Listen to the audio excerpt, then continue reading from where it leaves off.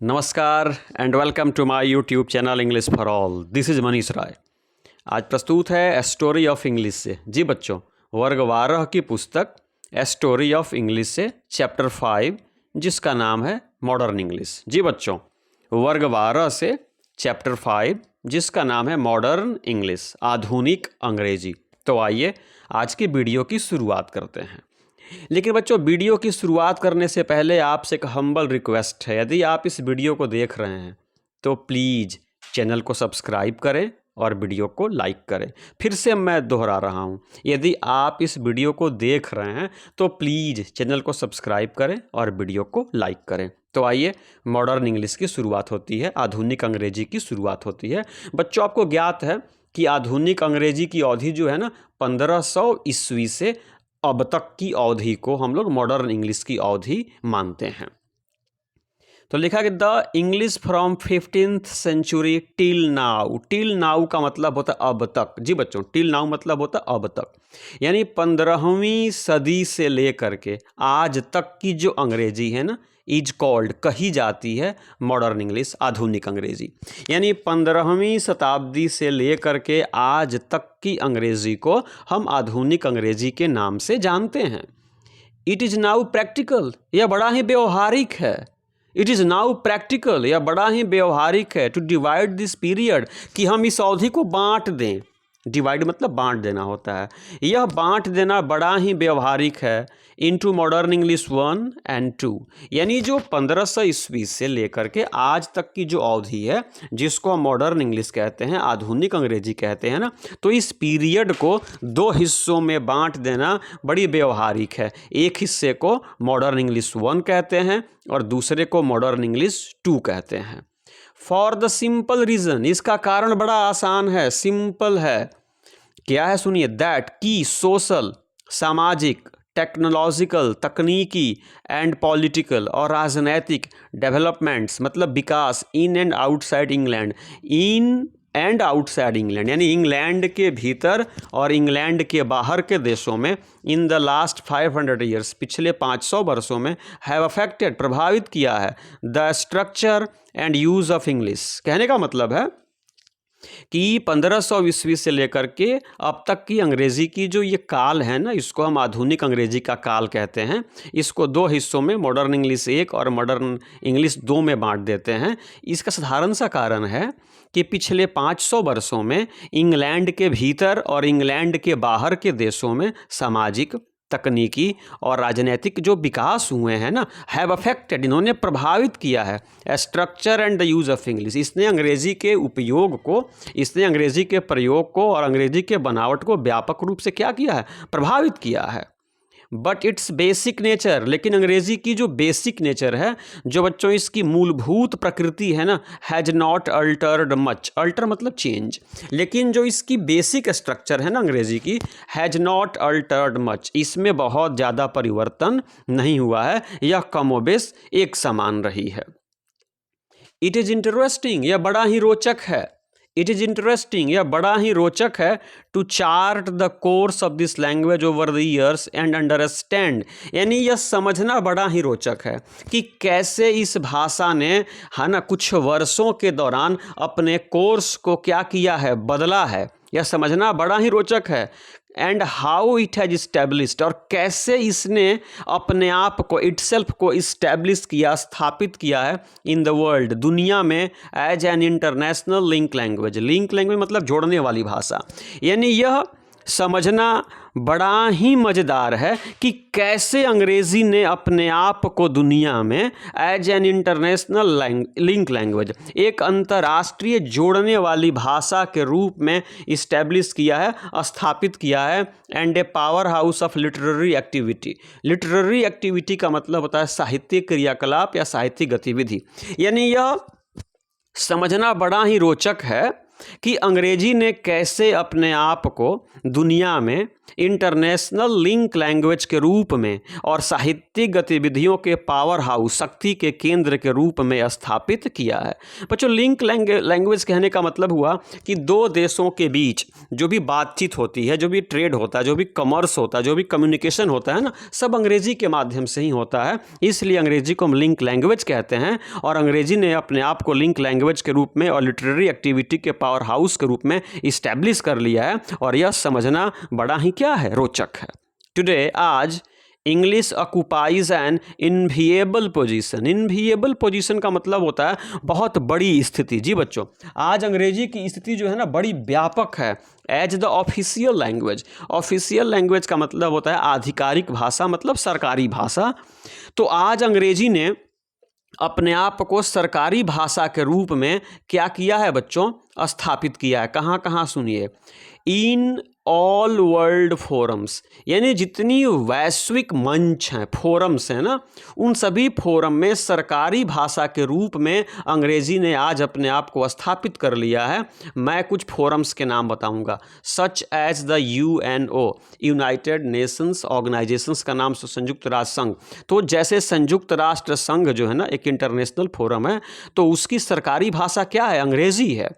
And it's all it's subsidiary on units, और इसकी जितनी सहायक इकाइयाँ हैं ना, चाहे वो WHO हो, वर्ल्ड हेल्थ ऑर्गेनाइजेशन हो, IMF हो, मॉनेटरी फंड हो, सार्क हो, ILO हो, आर ऑल यूजिंग इंग्लिश। ये सभी जो सब्सिडरी यूनिट्स है UNO की, सब अंग्रेजी का प्रयोग अपनी ऑफिशियल लैंग्वेज के रूप में कर रही हैं। इन इंडिया टू, भारत में भी, सुनिएगा बच्चों, इन इंडिया टू, भारत में भी, we are greatly dependent. We are greatly dependent मतलब हम लोग व्यापक रूप से निर्भर हैं, आश्रित हैं, किस पर, अंग्रेजी पर, for official, social and commercial purposes. यानी सोशल मतलब सामाजिक, कॉमर्शियल का मतलब व्यापारिक, यानी सामाजिक और व्यापारिक और ऑफिशियल और सरकारी उद्देश्यों के लिए हम भारत में भी, भारत के लोग अंग्रेजी पर व्यापक रूप से क्या है, निर्भर हैं। आज बच्चों देखिए, चुनाव आयोग का जो भी आदेश होता है अंग्रेजी में होता है, जो भी बैंकिंग कार्य है अंग्रेजी में होता है, जो भी बच्चों पासपोर्ट का काम है अंग्रेजी में, जहाँ जाओ वहाँ अंग्रेजी, जहाँ जाओ वहाँ अंग्रेजी। तो कहा गया कि भारत में भी हम सरकारी, सामाजिक और व्यापारिक उद्देश्यों के लिए अंग्रेजी पर व्यापक रूप से डिपेंडेंट है, मतलब निर्भर है। ग्लोबलाइजेशन, ग्लोबलाइजेशन का मतलब होता है बच्चों वैश्वीकरण, यानी पूरी दुनिया को एक गांव बना देना। ग्लोबलाइजेशन हैज़ फर्दर स्ट्रेंथेंड, यानी और फिर बच्चों वैश्वीकरण ने आकर के आगे और क्या कर दिया, स्ट्रेंथन कर दिया, मजबूत कर दिया। द रिक्वायरमेंट मतलब आवश्यकता, ऑफ लर्निंग मतलब सीखना, यूजिंग का मतलब उपयोग, इंग्लिश फॉर एवरीडे एक्टिविटीज़, यानी दैनिक क्रियाकलापों के लिए अंग्रेजी को सीखना और दैनिक क्रियाकलापों के लिए अंग्रेजी के प्रयोग के उपयोग को ग्लोबलाइजेशन ने, वैश्वीकरण ने और मजबूत बना दिया। यानी अब सबके लिए अंग्रेजी सीखना बिल्कुल आवश्यक हो गया, क्योंकि दुनिया क्या हो गई है, ग्लोबलाइज हो गई है। The Indians are quick learners of the language, भारत के जो लोग हैं ना, क्विक लर्नर्स हैं, तेजी से सीखने वाले लोग हैं, ऑफ द लैंग्वेज, अंग्रेजी भाषा को तेजी से सीखने वाले लोग हैं। कहाँ के, भारत के। बिकॉज, जिसका कारण है, सुनिए, एज डिस्कस्ड अर्लियर, जैसे कि पहले चर्चा की गई है, यानी भारत के लोग अंग्रेजी को बड़ी तेजी से सीखते हैं। इसका कारण है, इसकी चर्चा पहले की गई, फिर बता रहा हूँ। We belong to the same Indo European family, बच्चों अंग्रेजी का जन्म Indo European family of languages से हुआ है। आप हाउ इंग्लिश बिगेन में पढ़ लीजिएगा कि अंग्रेजी का जन्म ही कैसे हुआ, इंडो यूरोपियन फैमिली से हुआ है। इसलिए भारत के लोग अंग्रेजी को बड़ी तेजी से सीख लेते हैं। English is being taught and learned with all seriousness in countries such as China, Japan, Korea and Indonesia. English is being taught, अंग्रेजी पढ़ाई जा रही है, and learned और सीखी जा रही है, with all seriousness पूरी गंभीरता के साथ, in countries such as मतलब जैसे, यानी चीन, जापान, कोरिया और इंडोनेशिया जैसे देश में भी बड़ी चाव से, बड़ी गंभीरता से अंग्रेजी को सिखाया और अंग्रेजी को सीखा जा रहा है। यह इस बात का प्रमाण है कि अंग्रेजी के बगैर अब काम चलने वाला नहीं है। सुनिए, द इंडियन एडवांटेज, यानी भारतीय एडवांटेज मतलब लाभ, ऑफ नोइंग अंग्रेजी जानने का, स्पीकिंग अंग्रेजी बोलने का, एंड राइटिंग करेक्ट इंग्लिश और शुद्ध अंग्रेजी लिखने का। यानी भारत के लोग शुद्ध अंग्रेजी बोलते भी हैं, शुद्ध अंग्रेजी जानते भी हैं, शुद्ध अंग्रेजी लिखते भी हैं। विल ग्रेजुअली डिसअपीयर, धीरे धीरे नष्ट हो जाएगा। ग्रेजुअली मतलब धीरे धीरे, डिसअपियर का मतलब नष्ट हो जाना, धीरे धीरे क्या हो जाएगा, नष्ट हो जाएगा। If the future generations of young Indians, यदि फ्यूचर जनरेशंस, आने वाली पीढ़ियां ऑफ यंग इंडियंस, युवा भारतीयों की आने वाली पीढ़ियां don't seriously take up the challenging task of mastering a world language, यानी अंग्रेजी क्या है, वर्ल्ड लैंग्वेज है, ये वैश्विक भाषा है, पूरी दुनिया की भाषा है, ये लिंक लैंग्वेज है बच्चों। तो अगर भारत की आने वाली पीढ़ियां अगर अंग्रेजी भाषा पे मास्टरी हासिल नहीं कर पाती है, तो आज भारत के लोगों के पास जो शुद्ध अंग्रेजी बोलने, समझने और लिखने की कला है ना, विल ग्रेजुअली डिसअपीयर, धीरे धीरे क्या हो जाएगी, नष्ट हो जाएगी। इसलिए भारत के लोगों को भी अंग्रेजी लगातार सीखती रहनी चाहिए, विशेषकर यंग जनरेशन्स को। आगे सुनिए, लिखा है कि द डेवलपमेंट, बच्चों लिखा है कि the development of modern English, यहाँ पे देखिए 1 लिखा हुआ है। अब हम बात करेंगे कि मॉडर्न इंग्लिश को 2 हिस्सों में बांटा गया है ना, modern English 1 and modern English 2। तो लिखा है कि the development of modern English 1, यानी मॉडर्न इंग्लिश 1 का जो विकास है ना, largely helped by the introduction of the printing technology in 1476, यानी 1476 ईस्वी में प्रिंटिंग प्रेस का बच्चों आविष्कार हुआ था। तो प्रिंटिंग प्रेस के इंट्रोडक्शन से, प्रिंटिंग प्रेस के आने से ना, मॉडर्न इंग्लिश 1 का बहुत तेजी से क्या हुआ बच्चों, विकास हुआ, बहुत तेजी से क्या हुआ, विकास हुआ। दिस इस्टेब्लिश्ड, इसने स्थापित किया, इस्टेब्लिश मतलब होता है स्थापित करना। This established standard forms of English spelling and pronunciation, pronunciation का मतलब उच्चारण। बच्चों प्रिंटिंग प्रेस के आ जाने से स्टैंडर्ड फॉर्म बने, यानी बच्चों स्टैंडर्ड फॉर्म कहने का मतलब हुआ कि एक बेहतर अंग्रेजी की स्पेलिंग और उच्चारण का क्या हुआ, निर्माण हुआ, है ना। आगे लिखा इट ऑल्सो अलाउड, और प्रिंटिंग प्रेस के आ जाने से it also allowed opportunities to more people, इसने ज़्यादा से ज़्यादा लोगों को अपॉर्चुनिटी दी, अवसर दी। किसने, प्रिंटिंग प्रेस के आ जाने से प्रिंटिंग प्रेस ने मोर पीपल, ज़्यादा से ज़्यादा लोगों को अपॉर्चुनिटी दी, अवसर दी, टू राइट, कि लिखो, and gave wider circulation to their writings, और अपने राइटिंग्स को, अपने लेख को, अपनी लिखावट को, अपनी पुस्तकों को, अपनी रचनाओं को ज़्यादा सर्कुलेशन, दूर दूर तक लोगों तक क्या करो, पहुँचाओ। यह अपॉर्चुनिटी ज़्यादा से ज़्यादा लोगों को किसने दिया, प्रिंटिंग प्रेस ने दिया। याद रखिएगा प्रिंटिंग प्रेस के आविष्कार 1476 ईस्वी में हुई थी। दिस वाज फैसिलिटेटेड, और बच्चों अब लोग ज़्यादा लिखने लगे ना, और उनकी रचनाएं दूर दूर तक फैलने लगी ना, तो this was facilitated by the rise of literacy in England, और उसी दौरान इंग्लैंड में लिटरेसी भी, साक्षरता दर भी क्या हुई, बढ़ी, और इससे भी लोगों की रचनाओं को दूर दूर तक पहुंचने में और लोगों को समझने में, पढ़ने में सहूलियत हुई। And by the end of the 17th and 18th century, और 17वीं और 18वीं सदी के अंत तक the reading public had grown considerably, considerably का मतलब होता है बच्चों काफ़ी, यानी 17वीं और 18वीं शताब्दी के अंत तक, है ना, पढ़ने वाले लोग, रीडिंग पब्लिक, पढ़ने वाले लोगों की संख्या कंसिडरेबली, व्यापक रूप से काफ़ी क्या हो गई, बढ़ गई। इससे भी अंग्रेजी के विकास को मदद मिली। अदर मेजर फैक्टर्स, अन्य महत्वपूर्ण कारक, यानी अंग्रेजी को, मॉडर्न इंग्लिश 1 को आगे बढ़ाने में अदर मेजर फैक्टर्स, अन्य महत्वपूर्ण कारक जो थे ना, कंट्रीब्यूटिंग, जिसने अंग्रेजी को आगे बढ़ाने में कंट्रीब्यूट किया, योगदान दिया, वो क्या था सुनिए। The growth of the language और the development of England as a maritime power. बच्चों मैरीटाइम पावर का मतलब होता है समुद्री महाशक्ति, यानी पहले जितने व्यापार होते थे ना, समुद्री मार्ग से होते थे, लोगों का आना जाना भी समुद्र के माध्यम से होता था। तो इंग्लैंड जो था ना, वो मैरीटाइम पावर बन गया था, समुद्री शक्ति का रूप इंग्लैंड ने हासिल कर लिया था। तो इसने भी अंग्रेजी के विकास में, अंग्रेजी की तरक्की में महत्वपूर्ण रोल अदा किया। और क्या सुनिए, the expansion of the British empire, और ब्रिटिश साम्राज्य का एक्सपेंशन, विस्तार भी हो रहा था, इससे भी अंग्रेजी का विस्तार हो रहा था। जहाँ जहाँ ब्रिटिशर्स जा रहे थे, वहाँ वहाँ उनके साथ उनकी अंग्रेजी भी जा रही थी, और अंग्रेजी का प्रचार प्रसार भी हो रहा था। And the growth of commerce, और जैसे जैसे बच्चों व्यापार बढ़ रहा था ना, वैसे वैसे अंग्रेजी भी बढ़ रही थी। जैसे जैसे इंडस्ट्री, उद्योग बढ़ रहा था, वैसे वैसे अंग्रेजी भी बढ़ रही थी। एंड कम्युनिकेशन, जैसे जैसे दुनिया के लोगों के बीच में आपस में कम्युनिकेशन, बातचीत होती थी ना, तो तो अंग्रेजी भी उसके साथ बढ़ती थी। क्यों? क्योंकि ये सब करने वाले अंग्रेज ही थे और अंग्रेजों ने ही अंग्रेजी को क्या किया, उसका विकास किया। तो इसलिए जहाँ जहाँ अंग्रेज गए, जहाँ जहाँ कॉमर्स, इंडस्ट्री और कम्युनिकेशन स्थापित किए, वहाँ वहाँ अंग्रेजी पहुँचती गई।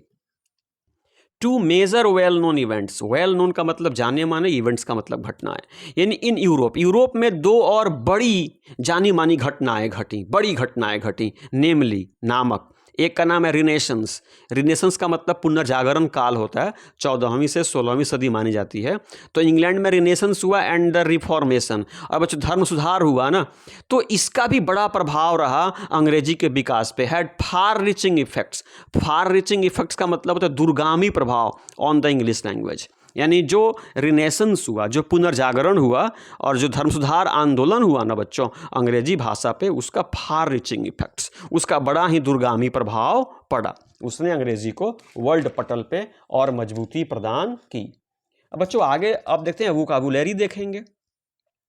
अब यहाँ पे हम लोग वोकैबुलरी देखेंगे। लिखा है कि it can well be understood, यह भली भांति समझा जा सकता है, that the rapid rate of change, कि जो परिवर्तन की जो तीव्र गति थी ना, रैपिड रेट मतलब तीव्र गति, यानी अंग्रेजी में जो तीव्र गति का परिवर्तन हुआ, ग्रोथ मतलब तरक्की हुई, एंड डेवलपमेंट विकास हुआ, मेड द इंग्लिश रियलाइज, इसने अंग्रेजी को यह महसूस कराया, इसने इंग्लैंड के लोगों को यह महसूस कराया, दैट देयर वोकैबुलरी, कि उनकी जो वोकैबुलरी है, शब्दकोश है, शब्दावली है ना, लैक्ड द वर्ड, उनमें उन शब्दों की कमी है, लैक मतलब कमी होना, उनमें उन शब्दों की कमी है, to express their new ideas, कि वे अपने नए विचारों को अभिव्यक्त करें। तो नए नए विचार अब आते जा रहे थे, दुनिया तरक्की कर रही थी, विकास कर रही थी, आगे बढ़ रही थी, लेकिन अंग्रेजी में नए नए आइडियाज को एक्सप्रेस करने के लिए शब्दों की क्या थी, कमी थी, एंड टेक्निक्स, और नए नए तकनीकों की क्या थी बच्चों, कमी थी। इसलिए क्या हुआ सुनिए, दस इस प्रकार began another phase of rapid borrowing from Latin, French, Greek, Italian, Spanish and other languages, और इस प्रकार से अनदर फेज, एक और चरण क्या हुआ, शुरू हुआ, ऑफ रैपिड बोरोइंग्स, तेजी से दूसरे भाषाओं से अंग्रेजी भाषाओं में शब्दों का सम्मिलन शुरू हुआ, शब्दों का आना शुरू हुआ। वे सब लैटिन से आने लगे, फ्रेंच से आने लगे, ग्रीक से आने लगे, इटली से आने लगे, स्पेन से आने लगे। क्यों आने लगे? क्योंकि अंग्रेजों को अब पता चला कि भाई नए नए आइडियाज को एक्सप्रेस करने के लिए हमारे पास शब्दों की कमी है, तो वे अन्य भाषाओं से शब्दों को ग्रहण करने लगे। इंग्लिश एब्जॉर्ब्ड, अंग्रेजी ने ग्रहण किया, अंग्रेजी ने हासिल किया words from almost 50 different languages, including words from the languages of Asian and African. यानी बच्चों अंग्रेजी ने लगभग 50 अलग अलग भाषाओं से शब्दों को अपनी शब्दावली में शामिल किया। याद रखिएगा, अंग्रेजी ने तकरीबन 50 भाषाओं के शब्दों को अपनी भाषा में शामिल किया, और वे 50 भाषाएं एशिया और अफ्रीका की भाषाएं भी हैं। यानी एशिया और अफ्रीका के भाषा से भी अंग्रेजी ने अपनी भाषा में शब्दों को शामिल किया। सम ऑफ दिस बोरोइंग्स, यानी जो अंग्रेजी ने जो अन्य देशों से, अन्य भाषाओं से जो शब्द बोरो किए, उधार लिए ना, उसकी एक सूची बिलो नीचे दी गई है। हाउएवर, फिर भी it is important to remember, याद करना बड़ा ही मज़ेदार है, बड़ा ही महत्वपूर्ण है, that there was a group, कि एक समूह था, which objected to this process, जिसने इस प्रक्रिया को ऑब्जेक्ट किया मतलब विरोध किया। यानी जब अंग्रेजी दुनिया के अन्य भाषाओं से नए नए शब्दों को अपनी भाषा में शामिल कर रही थी ना, तब इंग्लैंड में एक ऐसा समूह था, एक ग्रुप था, जो इस प्रक्रिया का विरोध कर रहा था कि अंग्रेजी को अपनी भाषा में दुनिया के अन्य देशों की भाषा के शब्दों को शामिल नहीं करना चाहिए। ऐसा एक ग्रुप था, and they came to be known as the purists, और उन लोगों के समूह को प्यूरिस्ट्स कहते हैं। याद रखिएगा, उन लोगों के समूह को प्यूरिस्ट्स कहते हैं। ये विरोधी थे कि अंग्रेजी को अन्य देश की भाषाओं के शब्दों को अपने में शामिल नहीं करना चाहिए। बट दे वेयर अनेबल, लेकिन ये प्यूरिस्ट्स लोग अक्षम थे, अनेबल थे, असमर्थ थे, to stop the inflow of foreign words, ये विदेशी शब्द जो इंग्लिश वोकैबुलरी में आ रहे थे ना, तो उस जो इनफ्लो था ना, उसको रोक पाने में ये लोग असमर्थ साबित हुए, और अंग्रेजी में दुनिया के अन्य भाषाओं से शब्दों का आना जारी रहा, और अंग्रेजी और इनरिच होती गई और समृद्ध होती गई और दुनिया की भाषा बनती गई। यहाँ पे बच्चों 16वीं और 17वीं सदी के कुछ बोरोइंग्स हैं जो मैं आपके सामने प्रस्तुत कर रहा हूँ। देखिए, लैटिन और ग्रीक से ये adept, appropriate, capsule, lunar, virus, ये जो शब्द याद रखिएगा, ये बच्चों लैटिन और ग्रीक से से लिए गए हैं 16वीं और 17वीं शताब्दी में। एडेप्ट, एप्रोप्रिएट, कैप्सूल, लूनर और वायरस। बच्चों फ्रेंच से लिए गए हैं alloy, battery, chocolate, passport, ticket. ये कहाँ से लिए गए हैं? फ्रेंच से लिए गए हैं। हिंदी से याद रखिए गुरु, पंडित, सिपोय, साड़ी, ठग, ये हिंदी से लिए गए हैं। ये अरबिक से देखिए सुल्तान, शेख, अलजेबरा और हसीस, ये कहाँ से लिए गए हैं बच्चों? अरबिक से। इटालियन में चलते हैं, balcony, ballet, sonnet, lottery, fuse, ये जो पढ़ रहे हैं ना मैकरोनी, ये सेवई होती है, तो ये सारे शब्द इटालियन से लिए गए हैं। अब ये पोर्तुगीज बच्चों पुर्तगाल से, बफलो, बरांदा, ये जो देख रहे हैं ना बच्चों इसको पढ़ते हैं मार्मलेड, मतलब मुरब्बा होता है, ये पैगोडा, ये सब पुर्तगाल से लिए गए हैं। चलते हैं पर्शियन भाषा से, बाजार, कारवां, सोफ़ा, शाह, दीवान, किस्मत, ये पर्शियन से लिए गए हैं। स्पेनिश चलते हैं, बनाना, कॉकरोच, गिटार, पोटैटो, बैरिकेड, ये सब कहाँ से लिए गए हैं? स्पेनिश भाषा से लिए गए हैं बच्चों। अब चलिए डच से क्या क्या लिया गया देखते हैं। ये बच्चों इसको पढ़ते हैं नैपसैक। नैपसैक मतलब होता है थैला, झोला, बस्ता। लैंडस्केप, फ्रॉलिक, स्लिम, ईजल मतलब चित्रफलक होता है। ये तुर्की से क्या क्या लिया गया? कॉफ़ी, कियोस्क, योगर्ट और कैफ्टन। और अफ्रीकन से लिया गया ट्रैक मतलब रास्ता, यात्रा, सफ़र होता है। और ये अपार्टहाइड। तो ये जो शब्द हैं ये दुनिया के अलग अलग भाषाओं से अंग्रेजी ने 16वीं 17वीं सदी में बोरो किया। तो आज की वीडियो में बच्चों इतना ही। इस चैप्टर का जिसका नाम है लेसन 5 मॉडर्न इंग्लिश, इसका फाइनल वीडियो 1-2 दिनों में मैं अपलोड कर दूंगा। अगर आज की वीडियो पसंद आई हो तो प्लीज़ चैनल को सब्सक्राइब करें, वीडियो को लाइक करें, अपने मित्रों से भी शेयर करें, अपने सुझाव भी दें। और इस वीडियो को समाप्त करने से पहले मेरे साथ बोलें जय हिंद।